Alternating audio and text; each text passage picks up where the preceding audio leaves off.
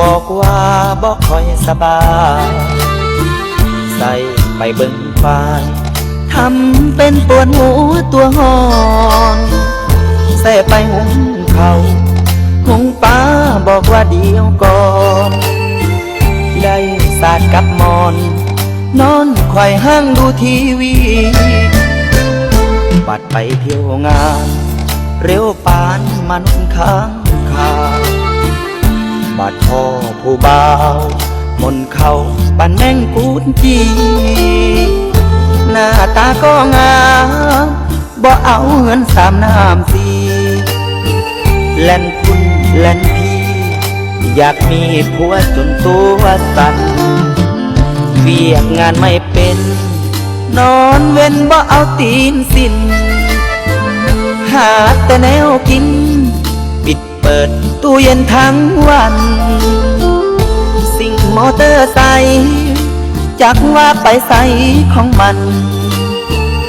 เงินเติมน้ำมันต้องมาแบมือขอแม่แม่ให้ไปนาบอกว่าย่านขี้ไก่เดียนบัดส่งให้เรียนติดรอกะบ่ไปเกผู้สาวบ้านใดมาขี่คันตายคักเนขยันแท้ๆอ่านแต่หนังสือการ์ตูน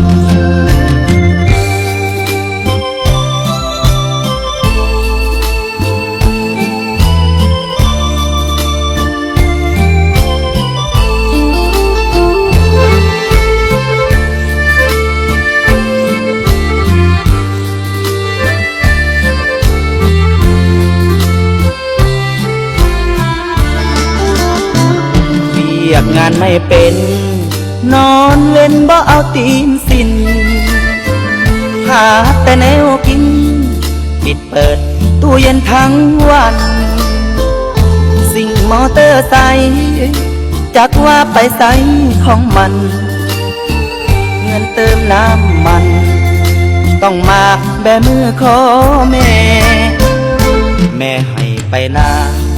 บอกว่าญาติไก่เดียนบัดส่งให้เรียนติดรอกกะบ่ไปแก่